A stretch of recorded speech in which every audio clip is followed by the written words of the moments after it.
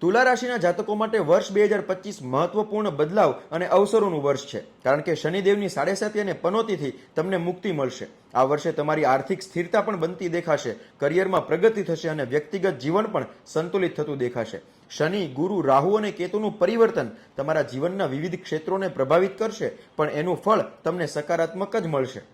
March મહિનામાં થનારું શનિદેવનું ગોચર તમારા સ્વાસ્થ્યમાં સુધારો કરશે, તમને શત્રુઓ સામે વિજય અપાવશે અને દેવામાંથી પણ મુક્તિ અપાવશે.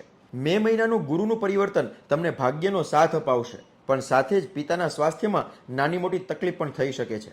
મે મહિનાનું રાહુ કેતુનું ગોચર તમને ક્રિએટિવ ઓપોર્ચ્યુનિટી અપાવશે, પણ વિદ્યાર્થીઓ માટે એ સમય મનને ભટકાવનારો બનશે.